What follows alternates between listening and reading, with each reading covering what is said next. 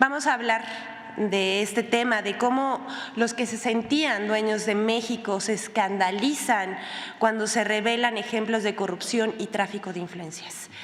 Muchos casos de corrupción alcanzan a una celebridad, tanto que marcan épocas en las que surgen. Pero cuando un caso de corrupción alcanza a quien se presenta como paladín anticorrupción, se vuelve un escándalo mayor. La presidenta de Mexicanos a favor de la corrupción y la impunidad, María Amparo Casar, recibió indebidamente de Petróleos Mexicanos durante 20 años una pensión y un seguro que sumaron 48 millones de pesos. En octubre de 2004 falleció su esposo, Carlos Fernando Márquez Padilla García. Se quitó la vida en las instalaciones de Pemex. Aunque el dictamen pericial concluyó que se privó de manera voluntaria de la vida, en Pemex actuaron en ese tiempo como si se tratara de un accidente y establecieron una pensión de 125,000 pesos mensuales para Amparo Casar. Debido a una denuncia, Pemex revisó el caso de Márquez Padilla y la pensión de Amparo Casar. En febrero de 2024 se le suspendieron los pagos por prestaciones y se realizaron las denuncias contra quienes participaron en las instancias correspondientes. Estos son los hechos. En respuesta, la presidenta de Mexicanos a favor de la corrupción asegura que no sabía que su marido se quitó la vida, ya que dice que siempre pensó que habría sido un accidente de trabajo. ¿No les parece extraño? Porque es difícil creer que cuando sus abogados pidieron cambiar el dictamen pericial para que se estableciera que el fallecimiento fue por un accidente de trabajo y no por suicidio. Es una ironía que quienes en los últimos años alegan tener el monopolio de la verdad y del combate a la corrupción, la realidad es otra, que estén implicados en actos de corrupción. Tras la revelación, salieron a opinar intelectuales de la derecha, políticos conservadores, periodistas y representantes de esa sociedad civil que no sabemos qué significa, pero que no representa al pueblo de México. Hasta comediantes, imagínense. Se escandalizaron por la difusión de datos personales y atacaron al presidente de la República. Hay que decir, muchas de esas aseveraciones fueron mentiras, ofensas y ataques sin fundamento. Pero, ¿qué creen? Así, guardándose, por complicidad, no sabemos, no dijeron una sola palabra sobre la corrupción denunciada.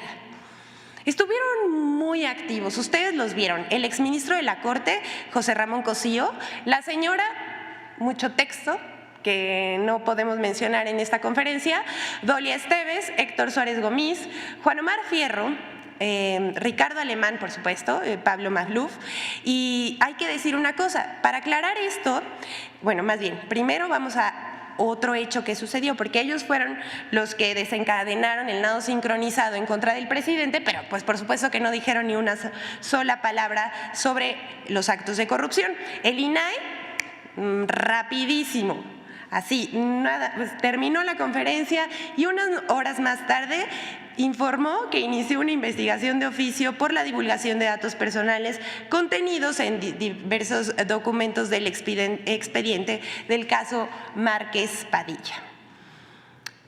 Lo contradictorio de este caso, de este anuncio que hace el INAI, es que la Ley General de Datos Personales, en sus artículos 112 y 115, dice a la letra: no podrá invocarse el carácter de reservado cuando se trate de información relacionada con actos de corrupción de acuerdo a las leyes aplicables. Esto desmiente que se revelaron datos personales de manera indebida, porque los actos que denunció el director de Pemex son de corrupción, son actos de corrupción que deben ser investigados y en eso van. También lo que reveló el director de Pemex es un acto de tráfico de influencias, delitos, decía yo, investigados por las autoridades competentes. Más tarde, la asociación dirigida por Casar y fundada por Claudio X González Jr. emitió una carta firmada por muchos personajes de la oposición, periodistas, los que llamamos abajofirmantes, como Lorenzo Córdoba y Ciro Murayama. Ustedes recordarán que estos dos personajes no solamente son opositores al gobierno del presidente Andrés Manuel López Obrador, sino también fueron consejeros del INE, un INE demasiado opaco. Raúl Trejo, José Goldenberg, Enrique Krause, Leonardo Curcio, Héctor Aguilar Camín y Ciro Gómez Leiva. ¿Les parece raro que ellos sean los abajofirmantes? A nosotros no. Las respuestas no se hicieron esperar. Miren, después de esto siempre hay una luz al final del túnel y hay personajes en las redes sociales que forman su propio criterio y publican cosas como estas.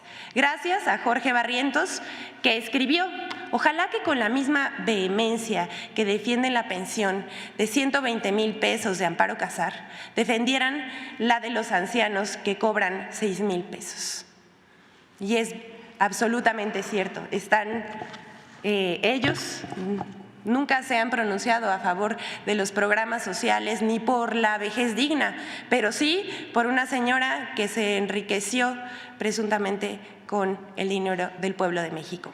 Hasta aquí lo expuesto para que cada quien forme su criterio sobre los hechos.